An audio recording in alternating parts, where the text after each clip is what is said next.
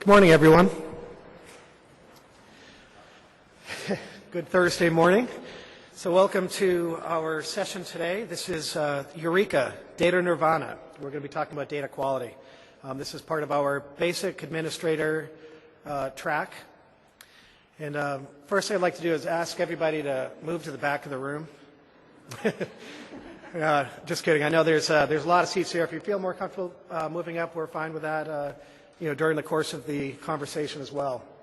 I'm Eric Carlberg, and I'm a customer success manager with Salesforce.com. And again, like I mentioned, we're going to be talking about data quality today. So first, the obligatory safe harbor statement. Most of you have probably already seen this, but in case you haven't been able to read it or have further interest, don't worry about reading it on the screen. You're welcome to go out to our Salesforce.com/investor site where you can read this in detail. So what are our objectives today? Really want to understand when you're walking out of here what the importance of data quality is, the impact it has on your organization. We want to talk about how to identify and really, more importantly, quantify the levels of data issues that you may have. And once you know what those issues are, you really want to be able to formulate a strategy to not only fix those, but on an ongoing basis, put a plan together that allow you to maintain a higher level of data quality than you may have today. And as that bullet point indicates, really help you to begin instilling a culture of maintaining a good quality data set. And how we're going to do that is by talking about some automation that can be taken advantage of to address data quality issues. Some of that automation will be very simple and out of the box, and some of that will be through some help of third-party products.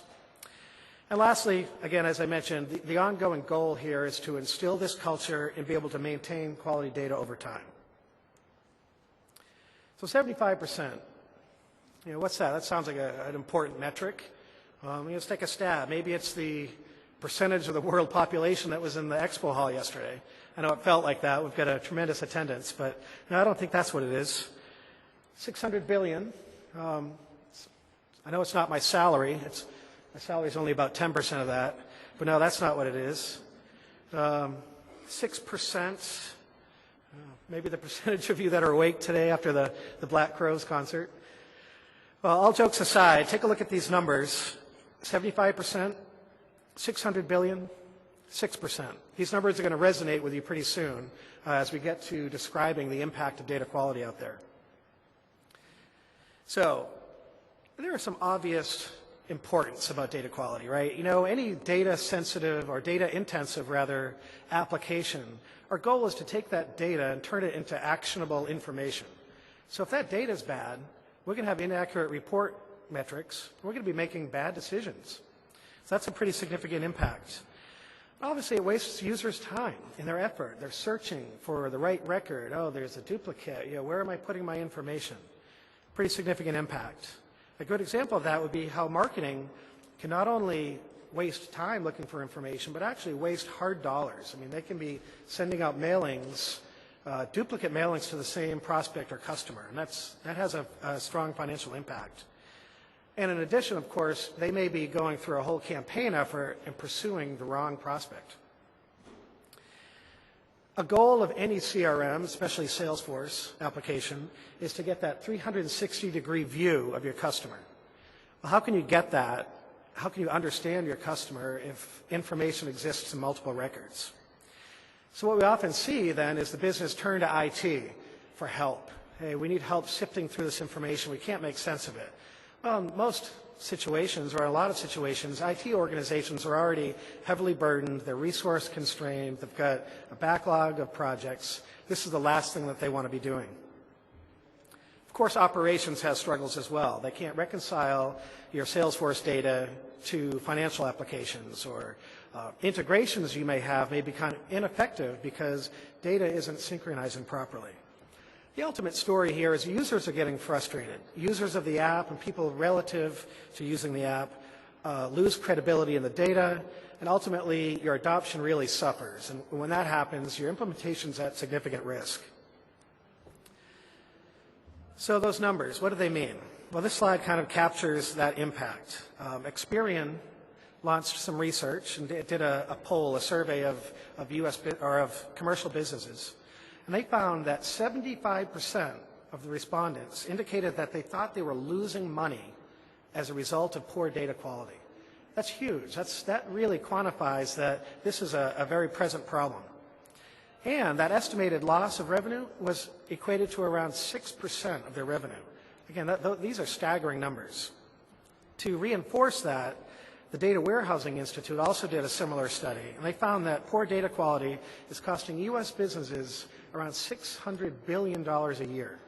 Now, obviously, that's everything from employee time wasted on trying to figure this out, as well as hard costs. But again, I think it drives home the message that this is something we really need to focus on. It deserves some attention. And finally, obviously, analysts agree that bad data is one of the top 3 causes of CRM failure. So none of us want that. We're all here to try to address that. So what I'd like to do next is invite up Tracy Johnston.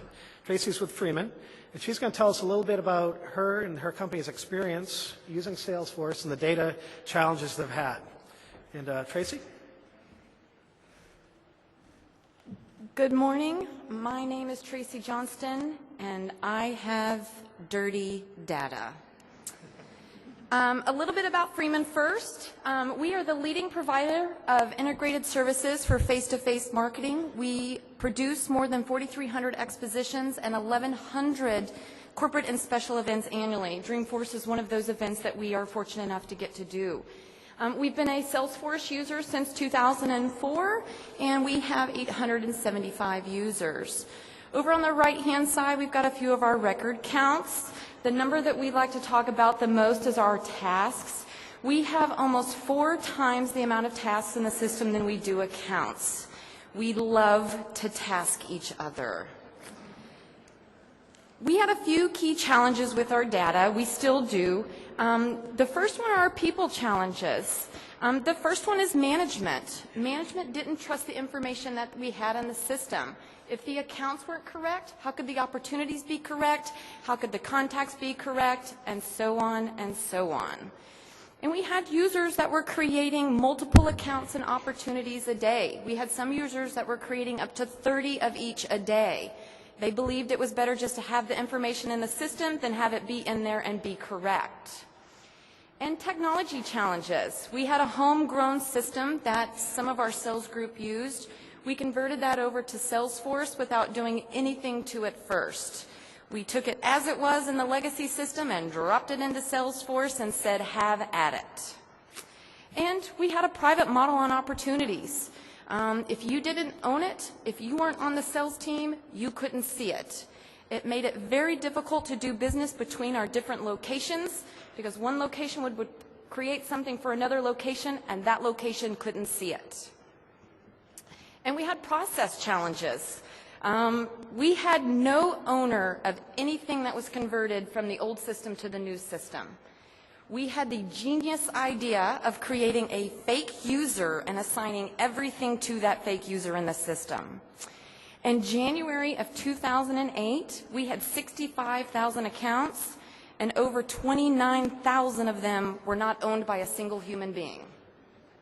It was great data. And and our naming convention. Our naming convention wasn't followed. They were doing whatever they wanted to do. So, how did we address it? We did a few simple things. If I can do them, anybody can do them. We had custom help text added to fields. We had a pick list that says new or existing, and our users didn't know what we meant by new or existing. So we added text to show them what we were looking for. We added validation rules to things. After being on the system for 5 years, the users still don't know what we mean by a close date. We wanted them to be able to have 2 different dates. We wanted 2 different things from those fields. They were putting the same thing. Add a validation rule. Now they can't make them match. Now we get what we're looking for. My favorite thing that we've done is the URL links on all of the pages. It's a simple formula field that is, it takes the URL of that opportunity, that account, that contact, whatever the case may be. When I run a report to do data cleansing, we use that account URL or that URL field, drop it into Excel. So if I want to go back into Salesforce and see that object that I'm looking for, I can click on that link and go directly to it. Instead of having to use the account ID or that record ID, I use that link and just hop right back into Salesforce using that. And then roll-up formula fields. My users love this. We have two different objects that contain the same data that can be maintained by two different departments. So what we've done is taken campaign information and pushed it down to the opportunity, so my opportunity owners now know what is going on that campaign level to see, do I have my dates correct? Do I have the facility correct? Do I have the job number correct? Our data is improving daily because we've got the same information on all levels of reporting. And then we've turned text fields into pick list fields. If there's something specific that you want to see, make it a pick list. Don't do text fields. We've got stages when they choose lost. We now make them fill out why we lost that piece of business. We weren't being able to track what was happening with that business. They just had a free type field that they could put anything they wanted.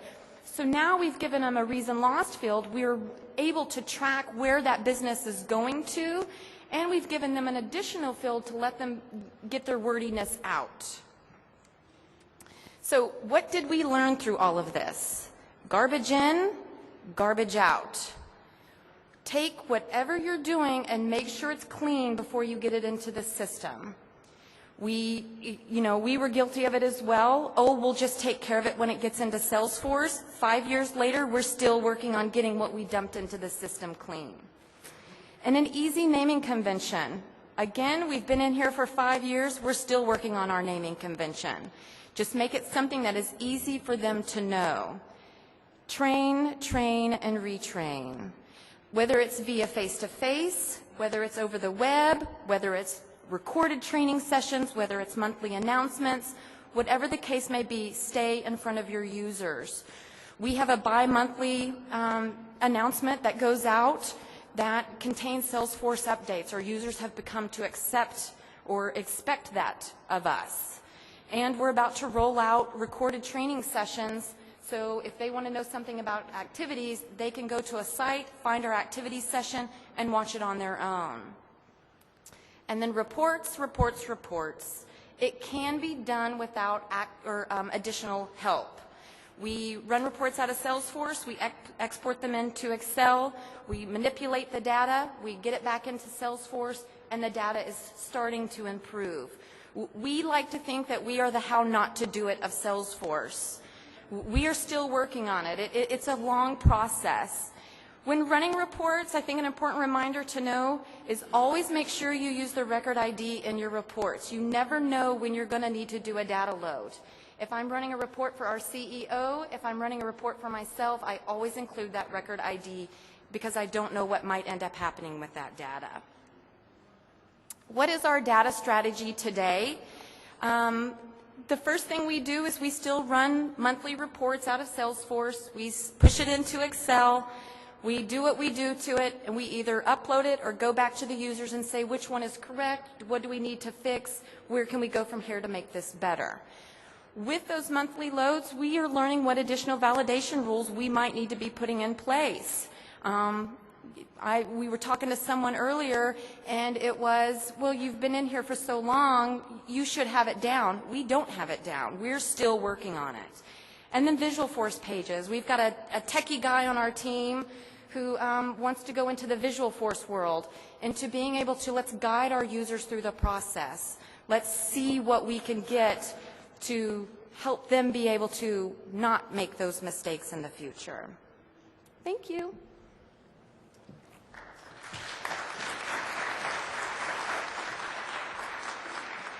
Thanks, Tracy. That was actually really impactful information. I just want to highlight a couple points I thought were really noteworthy. For one, they've got a problem, right? So understand that there are data quality problems, that these things are challenges. It's okay. Everybody has this problem.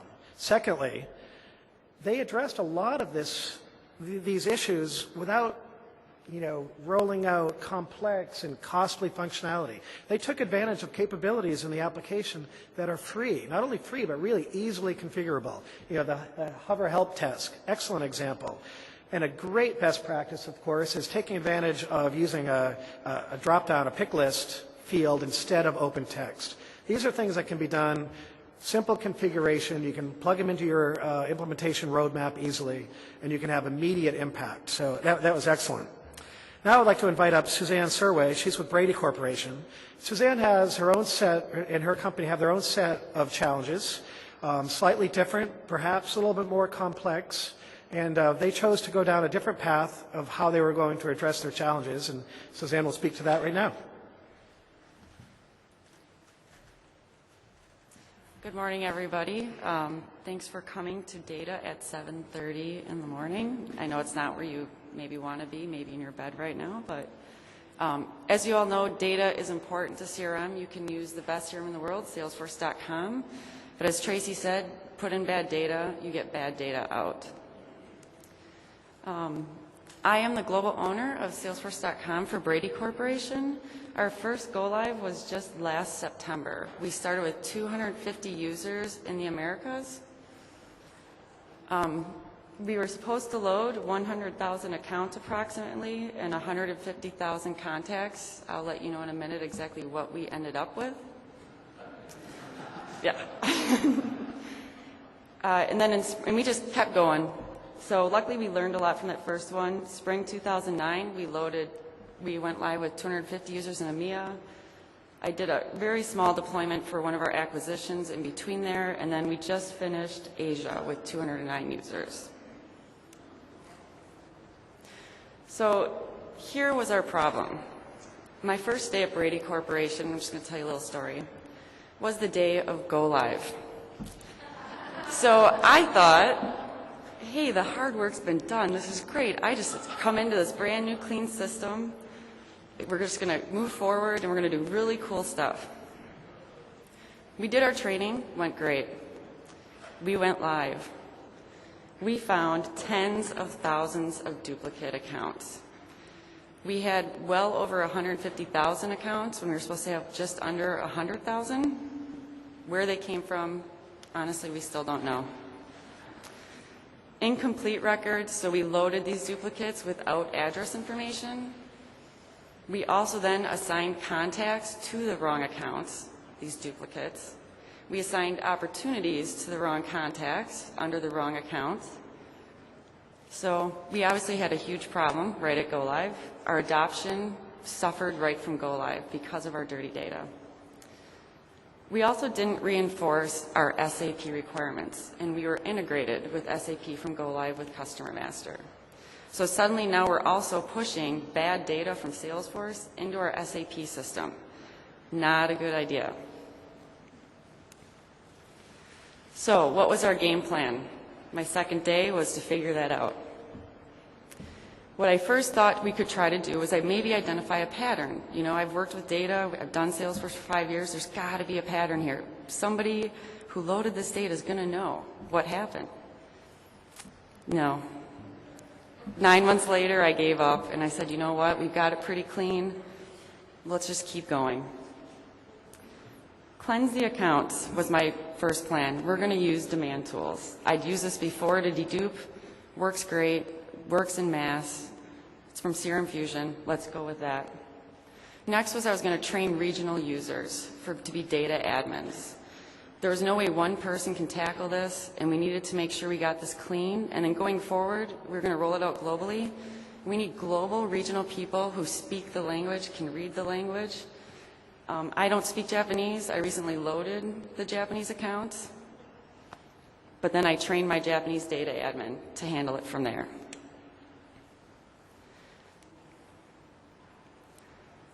The other thing we decided to use was I looked at what do we have. So we bought demand tools. We started working with that.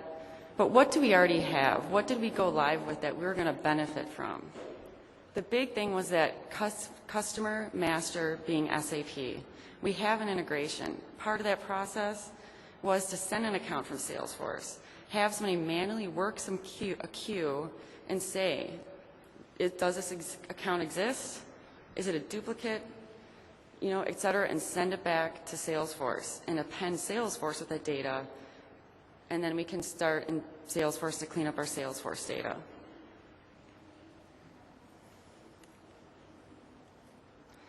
So I'm just going to give you a little screenshot here. So the way our integration worked, and this is where we deduped as much as we could. I'll show you some scenarios and demand tools, but I really stressed using this scenario. After we deduped tens of thousands, we were down to about 15,000 yet. Let's use this. So Salesforce.com accounts are sent over to SAP via our integration at 50% on the opportunity stage. So they just automatically, as soon as it's done, use an outbound message, boom, it ends up in SAP in a queue. So we have people manually review this queue, and they look into SAP, and we have some coding in there, obviously, that says, does it match on the name? Does it match on the address? If it does, it presents, hey, this is already in here. Does it have a Salesforce.com ID already? Yes, then send it back to Salesforce.com. Is this going to work? And tell Salesforce.com it already exists in SAP. So we actually append the duplicate record that was sent with our error, this is a duplicate. We also put in that SAP account ID because we can use those two fields to later determine which ones are dupe and which ones are master.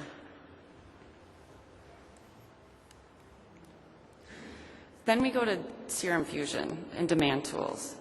In Serum Fusion, the single table dedupe has been a godsend for us. So you can customize Serum Fusion demand tools, the dedupe scenario, as much as you want. I have over 100 scenarios for deduping accounts and contacts. And you can save these scenarios. So what we do is I first create a scenario. And you can create it and say, I want it to match. I want you to match basically on SAP ID, I want you to match on account name and address fields. I also limit by region. I have my regional data admins. So what I do is I tell them, make sure you have a condition in there. You work for the U.S., I built them a condition right away. Say, always make sure you say this account or contact is located in the United States. Don't touch France. You're not going to be able to read it anyways. So limit it to what you know. You can also pick and choose what fields you want to display so that if you want to do a manual process for deduping, you get to pick and choose your custom fields. They have pre-built scenarios that are automatically come with it that use the standard mail address, billing address fields that we all know. We, with our integration, of course, built custom fields for address on everything.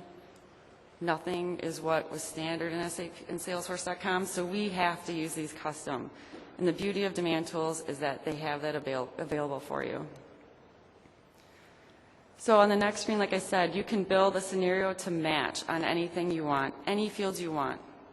So I say one of my scenarios that I build always is account name, our city, state, postal code, sometimes the street. And then you can even customize to the point where you can say, match on cleaned account name, match on the exact city. I want it to be 100% exact. They have postal code, and they even have these nice things where they know it's a 5 or a 9, and those two can match. So if they're different, one's 5 digits, one's 9, it knows that difference.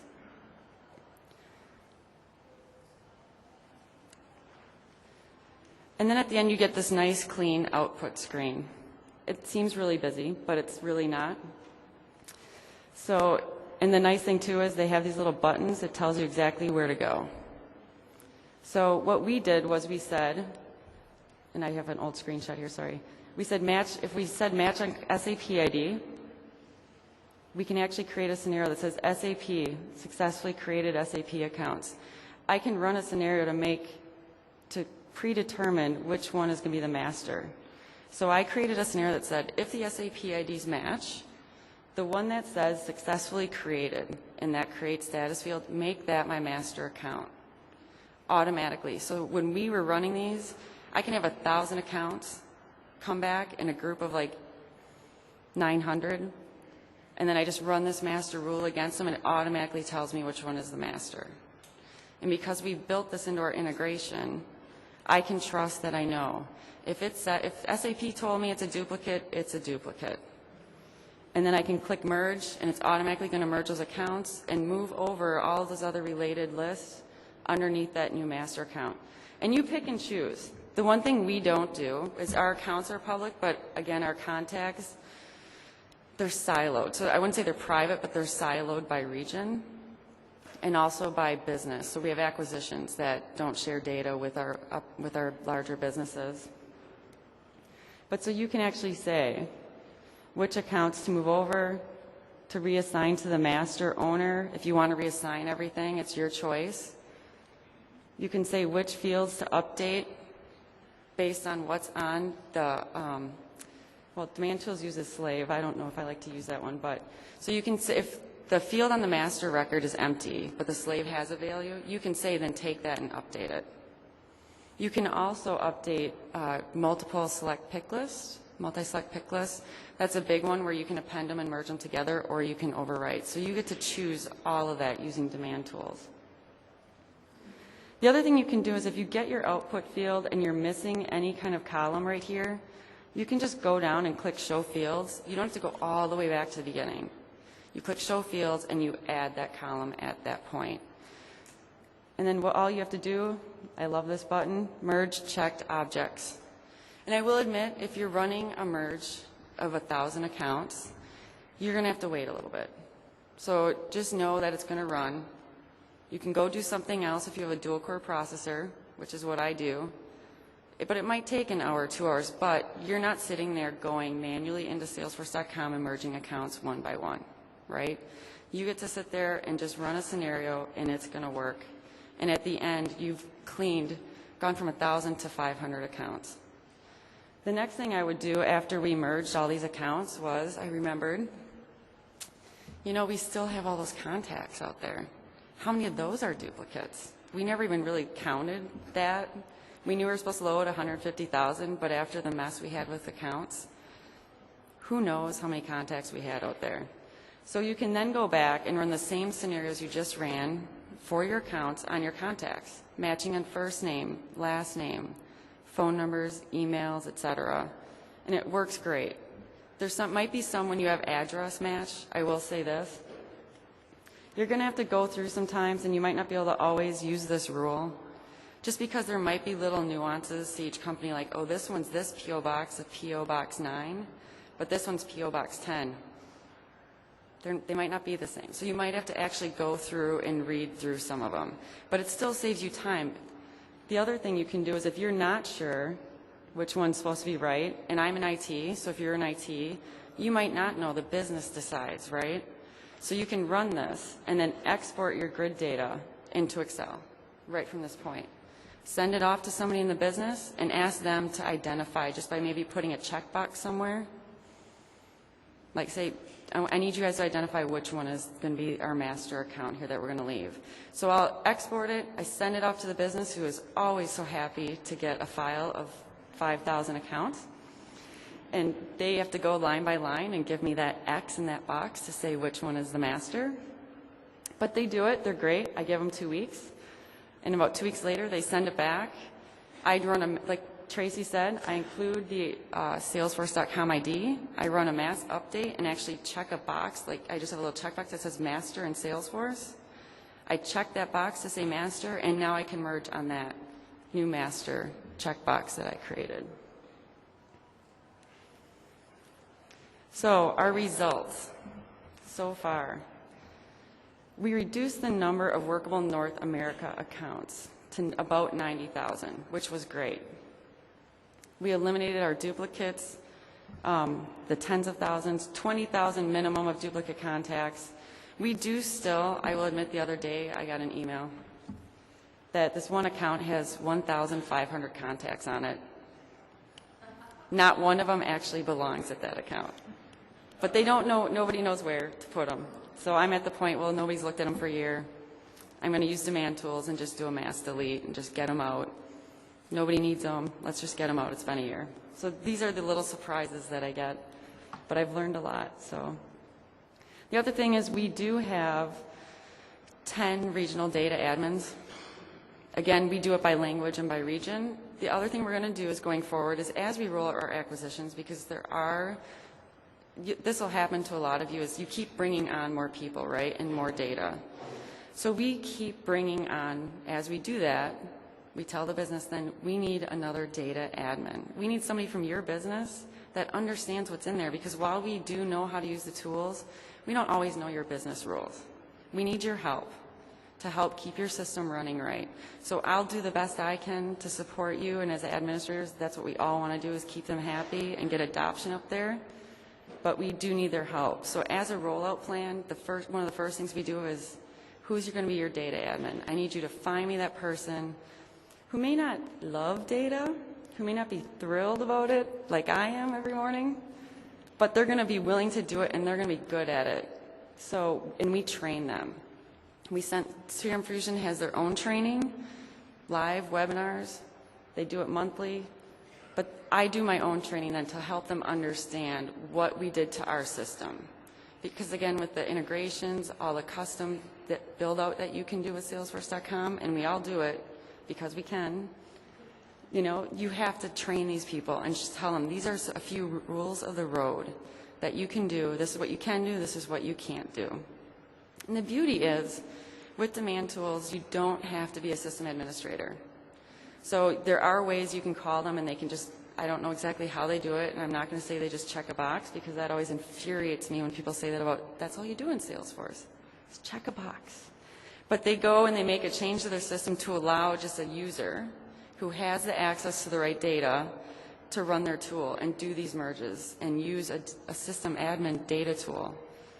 And that way I have 14 data admins right now, and I'm looking at adding another 14 to 15 in the next year globally with all of our rollouts.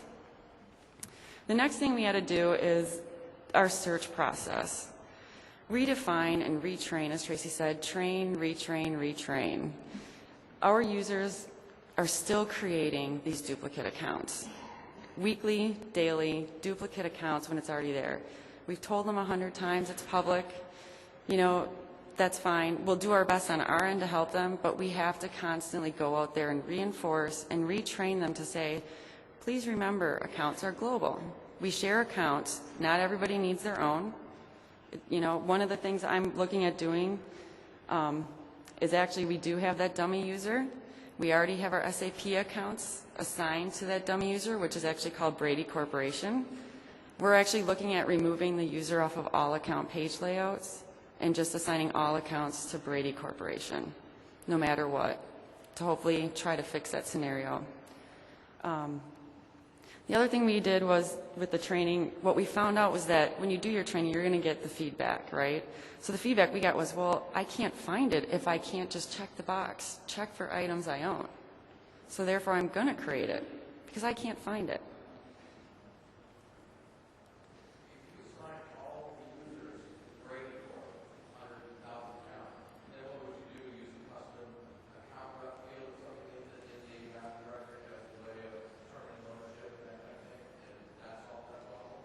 Right, so the question is, if you remove that, or if you assign all those accounts as an owner to Brady Corporation, how am I going to identify my team, my account teams?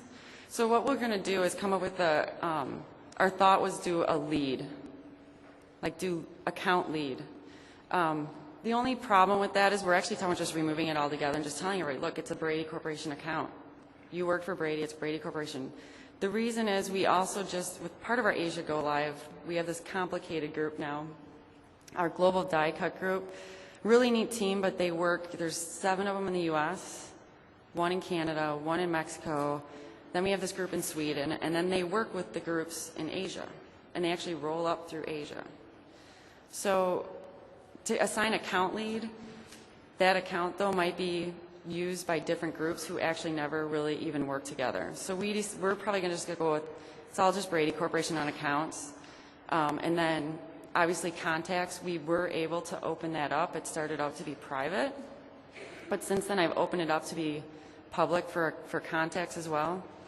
So we're going to let them keep ownership of contacts right now. But once we get the win with the accounts, our end game is to change the contacts owner as well. And then keep just the... Sorry?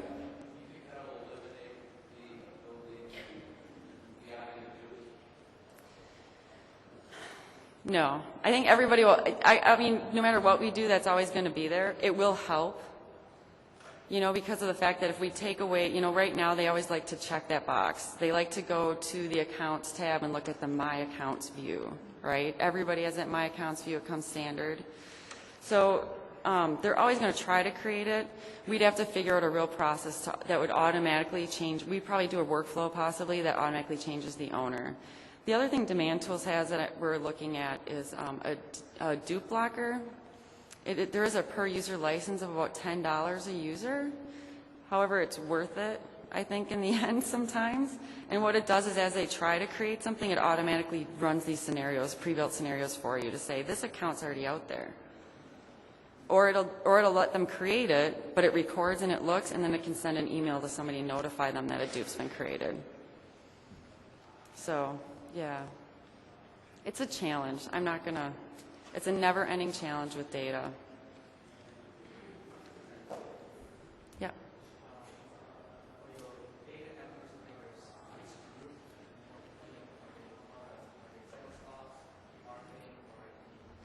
Okay.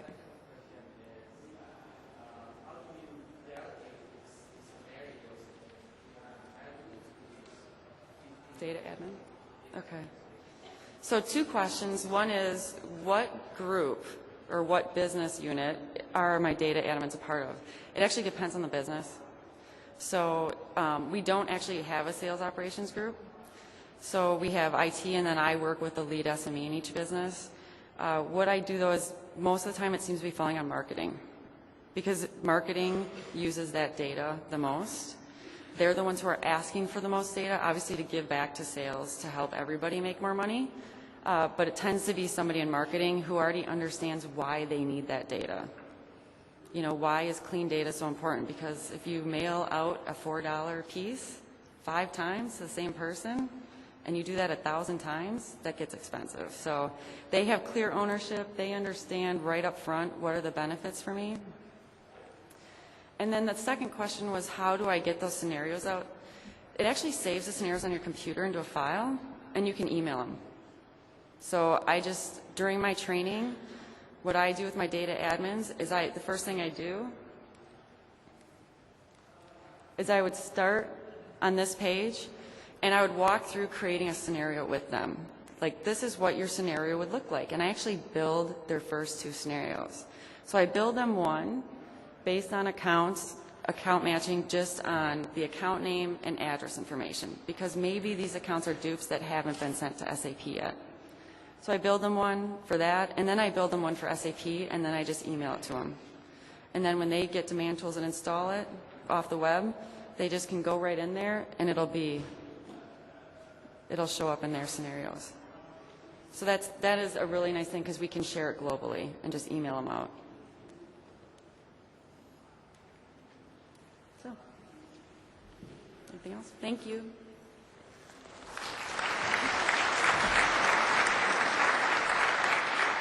Thanks, Suzanne. That was great. I think, again, a quick couple of comments about that and how that was different from Tracy's experience.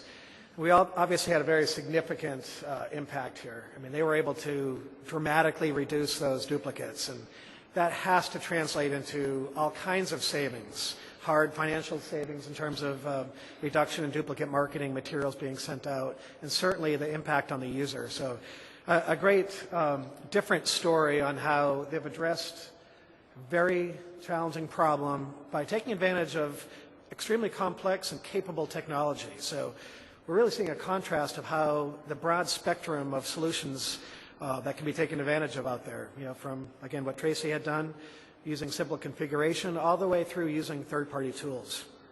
So what I'd like to talk about next real quick is some things you can walk out of here right away to do to get started, things that we didn't necessarily talk about in detail yet on the presentation.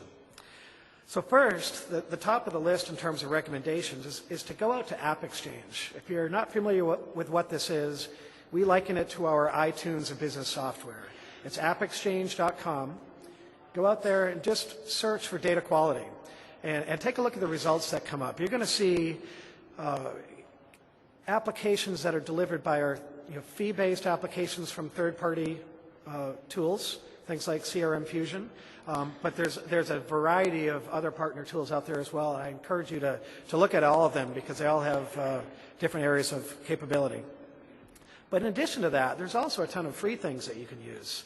Salesforce Labs is a group of internal users and people here at Salesforce who are always looking to build some simple widget that can help our user base.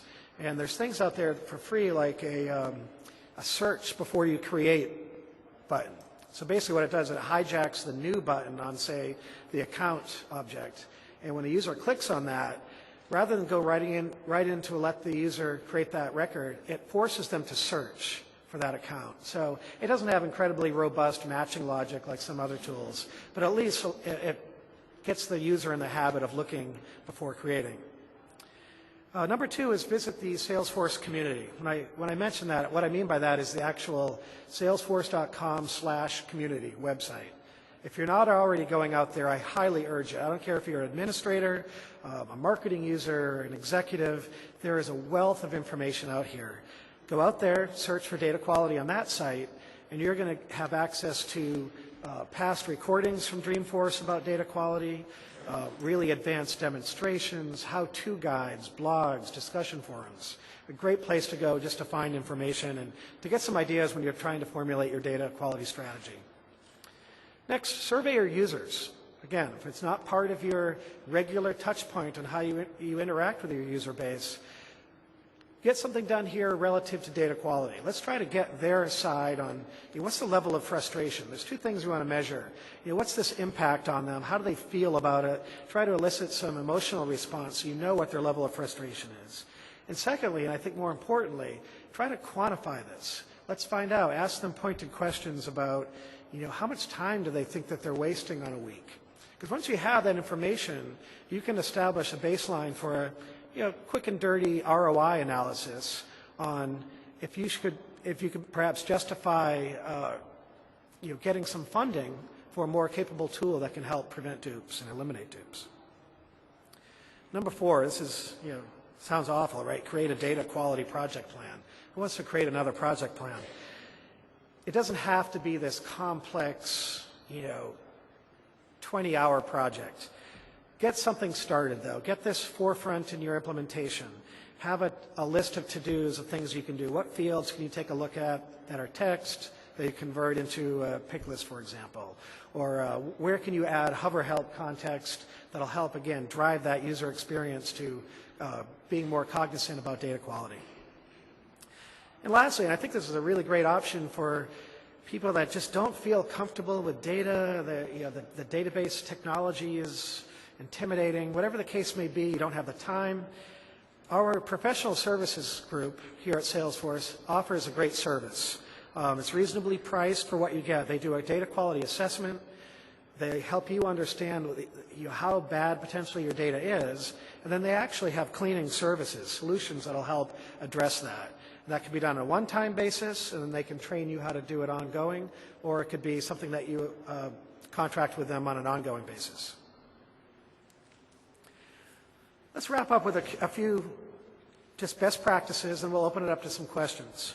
So for one, I think it was really made clear that having somebody being the owner of data quality is really important. If it's not identified, it's not going to be addressed. And as a customer success manager and interacting with a lot of organizations, I'm starting to see a lot of titles or roles being created, things like the data guru, the data czar, these creative names, the data stewards. These are people that are taking ownership of data. Whether or not they're handling the technology, we see in varying cases, but at least they have somebody that's messaging, that's getting the help from executive sponsors to message out how important data quality is to the organization. 2 has just become extremely obvious. You have to train your users and, of course, retrain them. That constant reinforcement is so critical. It's just obvious. Again, if you have a user going in who doesn't understand how to search before they create, they are going to create duplicates. Take advantage of standard functionality. There's a ton that you can do, as we've already covered. 4, I really just want to spend a minute here. Monitor your data. So how can you know whether or not you're making an impact on your data quality unless you have some way to monitor that. Well, if you go out to the App Exchange, as I mentioned before, you can actually download a dashboard pack. It's called the Data Quality Dashboards. This is a great place to start. If you're not familiar with it, you can test drive these things out. You can read reviews on them out on App Exchange. But what that's going to do, it's going to bring over, at least for your standard fields in Salesforce, account, opportunities, contacts, etc., it's going to bring over some fields that are going to be hidden, but that evaluate certain criteria on those records. Levels of completeness. Is there a missing postal code, for example, in the address? And what that does ultimately is establish a score on that record. And those scores at that record level now all roll up through reports onto a dashboard that'll give you a health of your data quality. And we know the power of dashboards. If you start customizing these and displaying them out there publicly and calling out your top offenders, that's going to help drive behavior. So again, the key here, let's say you want that data quality measure on a custom object. Well, you can copy that same field technology and rebuild that on a custom object as well. So you can really make this as robust as you want. And last, this is a heavy topic, right? This isn't really fun. This data quality, it's heavy, it's costly, it's techy. Take a deep breath. We all have this problem. There's not a customer out there that doesn't get challenged by data quality. You're in a room with people that are all trying to learn this. We have a wonderful forum out there. You have people to talk to. You can make immediate impacts right away the day you get back from Dreamforce by taking advantage of some of this capability. So before we open up to questions, I just want to, again, reiterate, please complete our online survey. You have the chance to win an iPod Nano. So go out there, rate the survey, provide us your feedback. This is our basic track of administrator session about data quality, but we want to learn what your feedback is. Should it have been, kept down a bit, or do we need to bump up the technology? It'll help us not only next year for Dreamforce, but we'll take your answers and I'll create content and put that out on community. And as well, just a real quick plug about out in the campground, there's a booth called the Success Genie. It's a new functionality we have where you can go in and kind of talk about what you need help with in your organization, and it'll build a customized plan to help you address that. So some of this content will ultimately make its way in there as well. So any feedback you can provide would be great. What I'd like to do now, it sounds like we've already had some questions, but I'd like to open up to the entire panel. Anything relative to data quality. And actually, if you wouldn't mind, if you could go to the microphones on the side, that would help. And if you can't get through, if you're in the middle, I'd be happy to repeat the question. Can you hear me? Yes. I have a question. We are in the middle of implementation. We're set to go live on December the 5th. The largest problem that we've had with implementation is data quality. It was supposed to take us 4 to 6 weeks to complete our data. It took us over 10 weeks. And the largest problem that I've had is the whole project has been implemented primarily from the techie people in sales itself without a lot of real good team spiritedness from our IT group. What sort of advice could you give me to help make them more of a team member and own this process so we can work closer together? Very valid question. Extremely common, as we've heard even from our speakers here. So part of our success methodology here at Salesforce includes what we call the 7 domains of success. So go out there to the community if you're not familiar with what that is and learn about it. But we have data quality as one of these domains, but we also have something called sponsorship and governance. And part of that model is to establish a center of excellence. And that center of excellence or steering committee, whatever you want to call it internally, is made up of representatives from the business, from IT, from executives, and we highly encourage this so you get that more team collaboration spirit.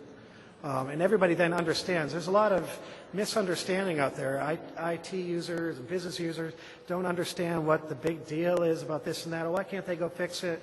Oh, why can't they do this themselves? Until you establish that structured center or group, it's very difficult to achieve. Thanks. You're welcome. I have a question. Yes. I was wondering if anyone has the same problem as we do. We have our customers that want accounts to roll up into one headquarters address, and then others that have multiple addresses. So that's kind of running two scenarios in one system, Right. which makes it difficult for cleansing. And so I don't know if we should just, push the fact that we need to adopt one, or if there's a way around that. Yeah, there are ways around it. And by all means, if you'd like to. We have a couple of customers that are in the same location. They have the same customer number, which is our SAP tracking billing number that we use. We've created, because there's multiple divisions that we want to do business with, we've let them create it. We just make sure that the names have that division name in it. I don't want to necessarily name drop, but it's 3M and then here's your division, and then it's 3M and here's your division. We allow it to happen. We have both circumstances. We just know when we run our data cleansing that there's going to be 40 3Ms. There's going to be 40 of these. We just know. I think it's easy for me because I'm the one that has to clean it. I know when I look at it, why are there 40 of these St. Paul, Minnesota addresses? Oh, that's allowed. So you'll just remove them from your list and then keep going? I just clean it out of my Excel spreadsheet, and I look more at the onesie-twosies. We've got 3 kind of thing. Okay, great. And in the reports that I use to run my data loads, I say account name does not include, and so I don't even download them anymore. I just take them straight out using my report filters. Good, thank you. Yes.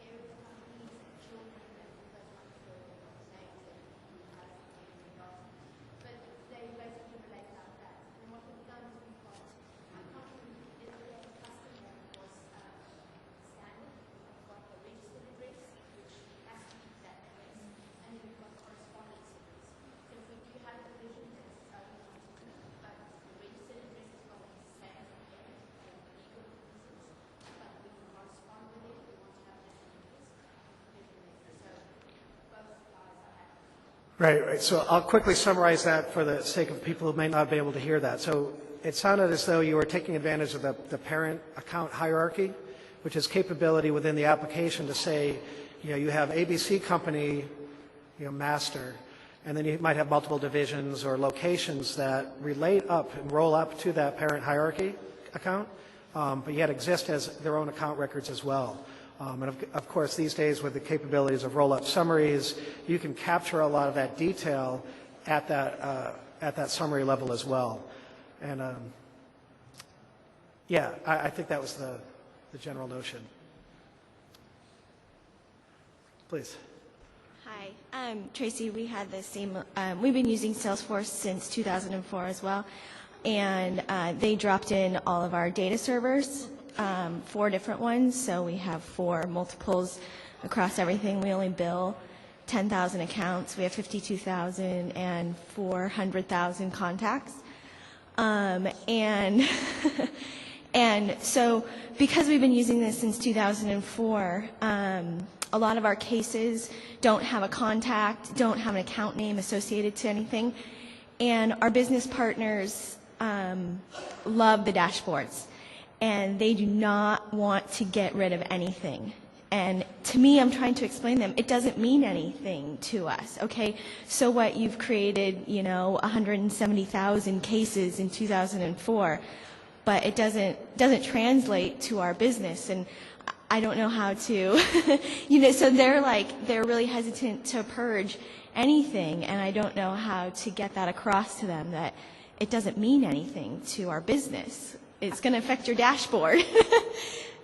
I think if they're not, are they still going back and looking at 2004 data on a dashboard? Well, it's 2004, 2005, 2006, 2007, 2008. We kind of got a hold and said, oh, okay, everybody should have an account. Everybody maybe should be associated to a contact. So it's, you know, it's those years that, What we do is we try to, we'll screenshot a lot of things, and I don't know if you're using the weekly data export that you can schedule a run of that data. Take that data and have it in an Excel format. You've got the picture, so you can have the data on the side, so if they just really want to look at it, here, let me give you an Excel view of it, and you've still got that pretty picture that you can show them in the end. But we like to kind of clean things out. We have a lot of dashboards. Well, I still need to see things from 2004. No, you really don't. You don't need to see it in a picture. If you can at least get rid of the dashboard, leave the data in there, and then you'll find if the dashboard's gone, they'll stop looking at the data, and you can slowly get that data out of the system, too. Okay. But that weekly data export, if you pull that data down, you'll have it, and then you won't really need it in there anymore. You'll have the ability to still give it to them. yeah, okay, that's a good, The other thing it sounds like is getting the business buy-in to agree to it, right? That's where the COE, the Center of Expertise, or a champions group really comes in handy, and you have those different levels. They're the ones who really understand your system, right? So what you can do is put some, you know, take that screenshot, kind of put a presentation together, get their buy-in. Once they get the buy-in, then they can get it back for you from the rest of the business. That's really important. Prior life and what I'm building it now, same thing. I can't get the business, you know, if you can't get the business buy-in, that's where you go. You get that super user group, that COE, get their buy-in. And if you can explain to them what the problem is, what kind of money it's costing them, the inefficiency it's causing, you know, adoption issues, they'll understand that because they're the ones who are out there doing it. Get their buy-in, they're going to help you determine what you can purge and what you can't. Okay. So that's where the COE is. Just, it's a wonderful tool, quote Yeah. unquote tool to Yeah. use, and it really will help you. okay, great, So. thank you, thank you. Do either of you have an estimate of how much it has cost you to import bad data, to do cleanup of the bad data that you initially started with, not duplicates and everything that continues to happen? I have no idea how much money it's cost us. I can tell you man-hours is probably 1,000 between the business helping out and the new data admin that I trained the business. And then what I've done, it's probably 1,000 man-hours. So if you times that times somebody's salary and what else they could have been doing, just that alone, which is why you make, you know, one of the key things from that, you know, we did not have the trained people to do our initial implementation. We didn't have somebody who understood the legacy system and then somebody who also understands Salesforce and then understood how the data should work and be migrated. So we made sure going forward with all of our other implementations that we had that. So it did, I mean, 1,000 hours, 18-hour days, weekends. So, but as far as actual costs, I would have no idea at this point. So. I have a question regarding, Suzanne, actually how you mentioned that you're planning on assigning all of the accounts to the Brady Corporation and then allowing other people to go in and use them. And I was wondering if that's the case, what are your plans in terms of protecting the data on the record itself? Right. I mean, do you let everyone have edit access to, you know, the entire account record, which is kind of scary? Yeah. We actually do. So we have one record type, but then multiple page layouts based on their region. And then we do have data privacy we provide via the page layout and then field level security. So until before it hits the actual SAP account level, where it becomes a SAP account, anybody can edit it. And remember, you have that account history related list. When you show them that, and you show them, look, if you make a change, your name is here. It shows what it was, what it is, and the date. So make sure when you make that change, you're doing it right. I mean, it comes back to accountability. When they realize they're accountable for making changes and they're suddenly accountable for their own data, that problem went away. We don't have that problem. And then if it's an SAP account, the change goes to a data admin in SAP. The change is made in SAP, and then it rolls back. So somebody in SAP actually looks at it and says, is this the right change? And then they make the change in SAP again, and it automatically rolls back. So we do allow them, thanks to that account history that Salesforce offers internally, that gives us that accountability. Okay. Yeah. Thank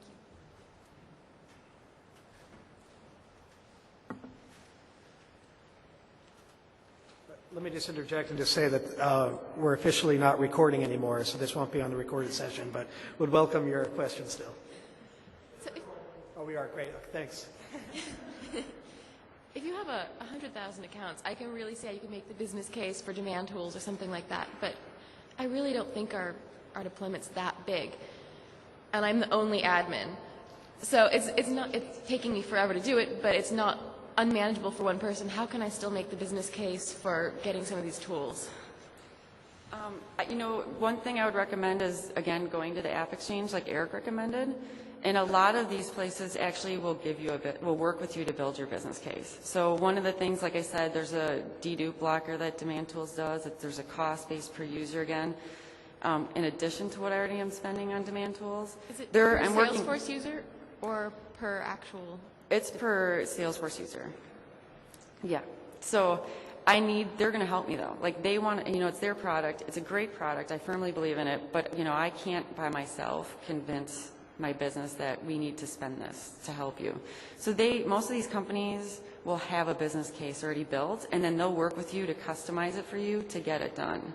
One of the things they're going to do is like talk about saved man hours, right? They're going to give you, like the data, he said, $600 billion in bad data. You can work with your marketing team to find out how many duplicate mailings come back, how many emails bounce, how many duplicate emails or things like that. Get that data. Find out those hard fact numbers. How many mail returns do they get, and how much does it cost them? Things like that. If you find that out, that's what your business case is those cold, hard numbers. And just do what Eric did. You put that in my old business, that's what I had to do. I was like, the number is 25,000 6 times a year. And that's all I put on that slide. I'm like, and then I just talked to them about it. They want to see that number. So I'm sure your marketing department will have that for you. So you just got to reach out to them and they'll help you.